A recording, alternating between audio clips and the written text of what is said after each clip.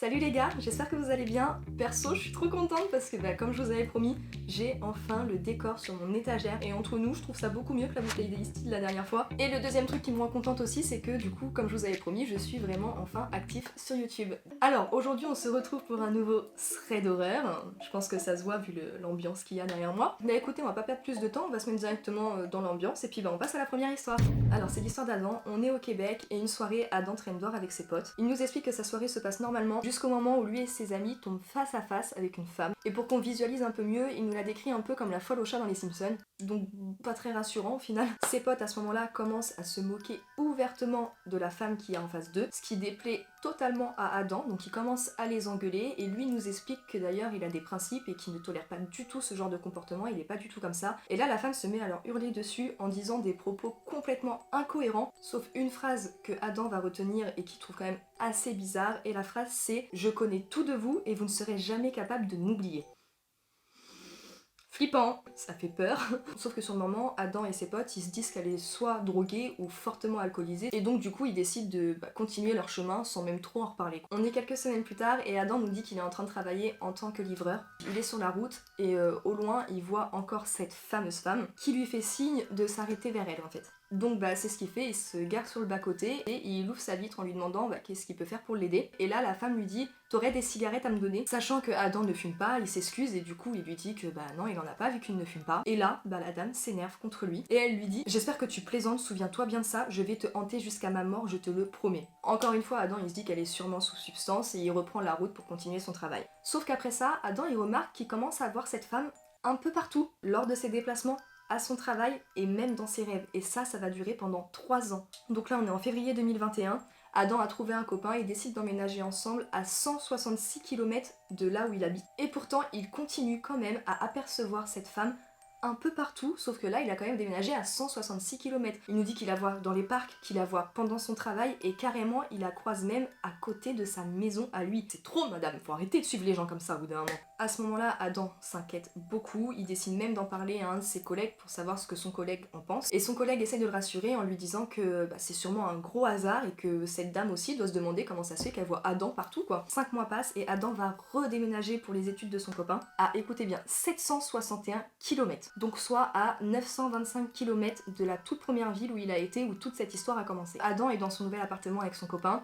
Un matin, il décide de sortir les poubelles, donc il descend dans son immeuble et il voit une personne de dos, qui lui semble d'ailleurs plutôt familière. Pour lui, sur le moment, il pense que c'est un voisin, donc par politesse, en passant à côté de la personne, il lui dit juste bonjour. Et au final, Adam se rend compte que ce n'est pas du tout un voisin à lui, mais que c'est bel et bien encore cette foutue femme qui est dans son immeuble. Ça s'arrête quand?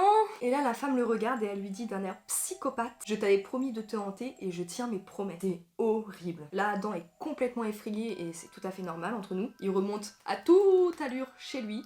Et au final, il nous explique qu'à partir de ce moment-là, c'est la dernière fois où il a vu cette femme. Et il nous explique que dans la journée après, il n'est pas ressorti, qu'il est redescendu chez lui à 23h. Et du coup, Adam est rassuré, quand il descend, il voit que cette femme n'est plus dans son immeuble. L'histoire se finit comme ça. Et écoutez, c'est la fin de la première histoire, on peut passer à la deuxième. C'est l'histoire d'Améthyste. Elle nous dit qu'elle a un grand frère et 2 petites sœurs et que son histoire a commencé quand elle avait 12-13 ans. Ses parents étaient en plein divorce à ce moment-là et du coup, elle, son frère et ses petites sœurs doivent choisir chez qui ils veulent vivre, donc soit chez leur mère, soit chez leur père. Elle nous explique qu'à ce moment-là, elle déteste son père suite à des choses qu'il aurait fait subir à sa famille. Elle va pas vraiment épiloguer sur ce sujet-là, donc on n'en saura pas plus. Donc, sans hésitation, elle décide d'aller vivre chez sa mère et son frère et ses petites sœurs font aussi le même choix qu'elle. Le temps passe et 4 ans plus tard, sa mère et son père ont chacun refait leur vie de leur côté. Et elle nous précise que la relation entre elle et son père s'est nettement améliorée, donc tant mieux pour elle. Donc il y a un week-end où avec son frère et ses petites sœurs, ils doivent aller chez leur père.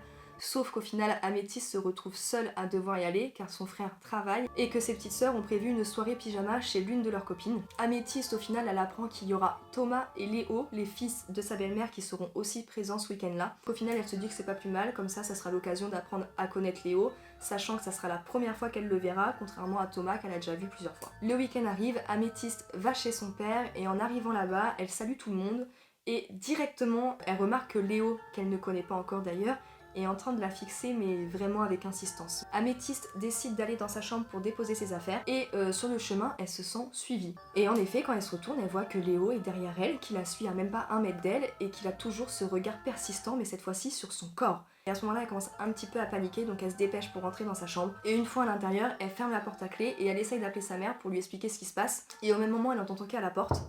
Évidemment c'est Léo, lui demande d'ouvrir la porte en prétextant avoir fait un collier pour elle qu'il voudrait lui offrir. Elle nous dit qu'en tant que gamine de 15-16 ans, elle a trouvé ça plutôt mignon et qu'elle s'est pas vraiment posé de questions. Et du coup, elle décide d'aller lui ouvrir la porte. Sauf que à peine le temps d'ouvrir entièrement la porte, Améthyste se retrouve propulsée en arrière. Donc là, elle commence un peu à comprendre ce qui se passe. Et quand elle lève la tête, elle voit que Léo est dans sa chambre et qu'il est en train de refermer la porte à clé juste derrière lui. Léo se rapproche d'elle, il la jette sur son lit et s'assoit à côté. Il commence à mettre sa main sur la cuisse d'Améthyste et elle nous dit que petit à petit, il remonte sa main tout le long de la jambe. À ce moment-là, Améthyste nous dit qu'elle est totalement paralysée par la peur et c'est d'ailleurs souvent dans ce genre de situation que ton corps te lâche, tu es paralysé. À ce moment-là, Léo est de plus en plus vulgaire avec elle, que ce soit par les paroles ou par les actes. Et d'un coup, Améthyste, elle entend un énorme bruit et quand elle lève la tête, elle voit que sa porte est complètement défoncée et elle voit sa famille dans la chambre. Donc son père, sa belle-mère et le frère de Léo qui sont dans la chambre. Et c'est enfin là que son cauchemar s'arrête. Une fois qu'Améthyste est éloignée de Léo et donc en sécurité, sa belle-mère la prend à part. Elle lui explique que son fils est malade mentalement et qu'il a fait 2 ans de prison pour ça et qu'il vient tout juste de sortir de prison mais qu'elle n'arrive pas à contrôler son fils tout simplement. Et elle nous explique que depuis ce jour-là, elle refuse complètement de retourner chez son père ou même chez sa belle-mère. Et c'est tout à fait normal, hein, je la comprends totalement. Et c'est la fin de l'histoire d'Améthyste. Perso, ce que j'ai retenu avec cette histoire quand même, c'est qu'il faut pour moi toujours écouter un maximum son instinct. Parce que dès le début quand même, elle a senti qu'il y avait un truc louche avec ce mec. Et sur ce, on passe à la dernière histoire.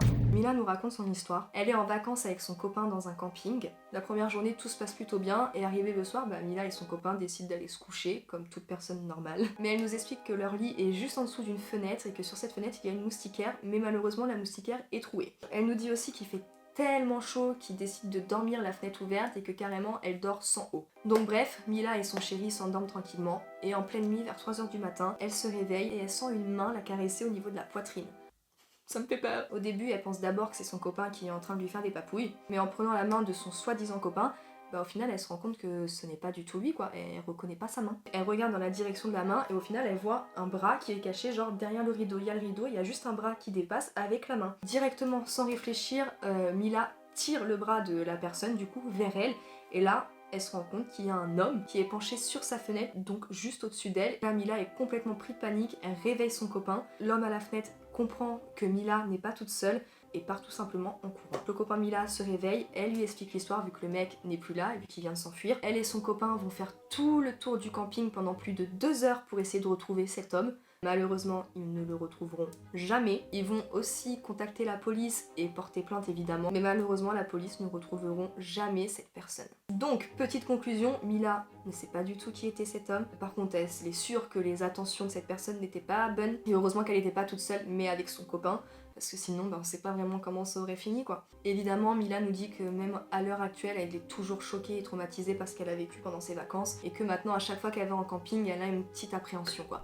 Et écoutez, j'espère que cette vidéo vous aura plu. Dites-moi dans les commentaires laquelle histoire vous avez préférée entre celle d'Adam, de Mila ou d'Améthyste. Si vous n'êtes pas abonné, s'il vous plaît abonnez-vous, ça fait toujours plaisir.